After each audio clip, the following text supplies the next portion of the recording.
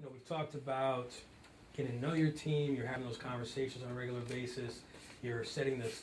You're having set training classes. They get it. They understand what they're supposed to be doing. Now, but how do you really know that you're being successful? It's a common. I ask this question all the time, especially with new business owners or people who are trying to find their business. Well, I want to retire to Tahiti in 3 years. Okay, all right. So if you retire, if your business doesn't go well, you might retire a lot sooner than that. Okay. So is that how you define success? Is it I want to have a lot of money in the bank. Okay. Well, there are lots of different ways to do that. Maybe just sell all the stuff you have. So but it's really finding and using the data, gathering data, asking questions, and really figuring out what really defines success in your organization. So these are the things I usually recommend for any organization. No matter what your industry, I think these are important. First, key performance indicators, all right? And this can be really, really tricky because a lot of businesses go maybe even years trying to figure out the right way to figure out how do I measure success. So let's say, for example, at the bar, how do you really know that you're really being successful? Is it the number of drinks you sell?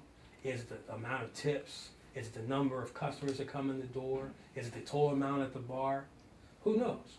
Is it the amount of bottles you do at whatever the case is? Maybe it's shrinkage.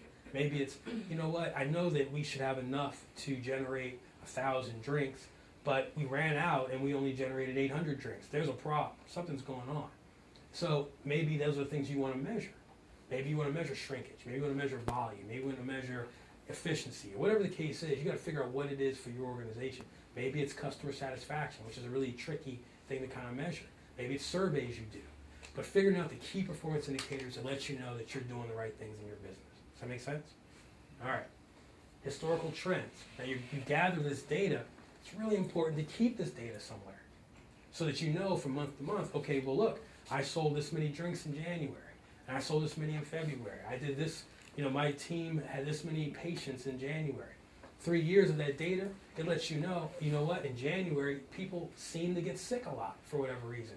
I need to staff up. Maybe I need to get some temps, or some kind of work with a temporary service to bring them in here and help me, so I don't have to hire maybe new employees. Maybe it's really, really slow in November for whatever reason. Having that information can help you to staff appropriately, and so you won't lose money. That makes sense? Utilization of resources. Now with this, it's really trying to figure out what are the things that really define the resources in your business. And please don't forget your staff. It's not just the alcohol and the bottles and this and that. It's your team. They're a really important resource. And how do you measure if they're being successful? All right? And how do you measure if you're being successful with the other resources that you need for your business? Best practices. John, I was asking John about the questions about how he really, with a brand new person, how does he, tell them what they need to say? I think I think he mentioned it. It's, really, it's him saying, look, there are certain scripts we say if you're a brand new person, but all that's based on his experience or the experience of other people on his team and tweaking that. So how do you gather your best practices? How do you share them with your team? How are you going to do that? Something to really think about. And then raising the bar. Actually, before I go to raising the bar, let me also add this too.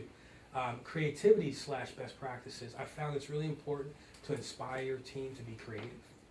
So because that's how you innovate. So how will you balance that? With them following the rules, but also sharing the best practices, you sharing best practices with them, they're sharing with each other, and also providing ideas so that things can be better. How will you do that?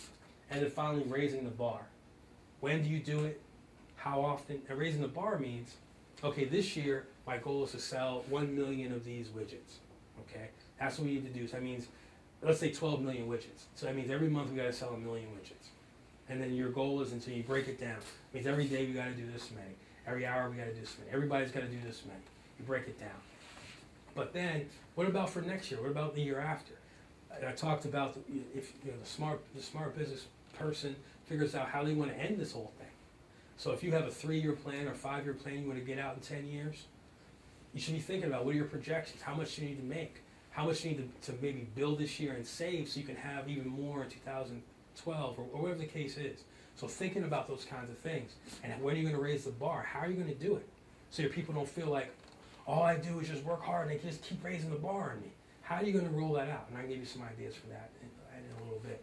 Or you might have them already. So let's take a few minutes, jot some ideas down on how you'll, what kind of key performance indicators that really show that you're being successful in your business.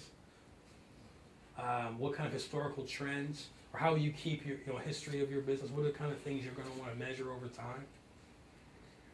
What kind of resources are going to be important that you really keep track of in your business? And how will you balance getting, having creativity and best practices and sharing that information and raising the bar? How will you know it's time to raise the bar, increase the minimum standards, ask more of your team, and how will you do that so that they still feel great about working for you?